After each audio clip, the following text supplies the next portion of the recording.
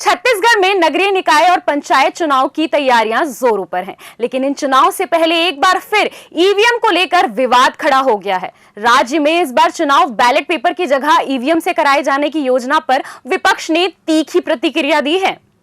कांग्रेस का आरोप है कि संचार विभाग प्रमुख सुशील आनंद शुक्ला ने भाजपा पर निशाना साधते हुए कहा है, भाजपा अपनी हार से डर गई है। पहले कहा गया था कि बैलेट पेपर से चुनाव होंगे, लेकिन जब उन्हें हार का अंदेशा हुआ तो अब ईवीएम का सहारा ले रहे हैं।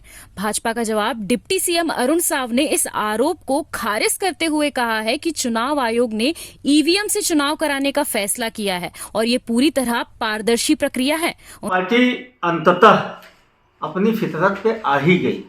पहले इन्होंने घोषणा किया कि बैलेट पेपर से चुनाव कराएंगे, और जब लगातार जो फीडबैक आ रहा है उससे इनको स्पष्ट लगने लगा कि नगरीय निकाय चुनाव में बुरी तरीके से पराजित होंगे, तो फिर से यू टर्न लिया और घोषणा कर दिया कि ईवीएम मशीन के माध्यम से नगरीय निकाय का चुनाव होगा।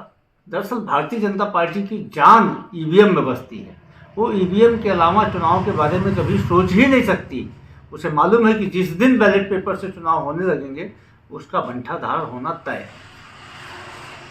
भारतीय जनता पार्टी ने नगरीय निकाय और पंचायत चुनाव की तैयारियां तेज कर दी है। कल एक राज्य स्तरीय कार्यशाला का आयोजन हुआ। पंचायत और नगरीय निकाय चुनाव को लेकर विस्तार से योजना रचना बनाई गई है और अलग अलग स्तर पर किस तरह से प्रत्याशियों का चयन होगा, चयन समिति बनाने का काम पार्टी कर रही है।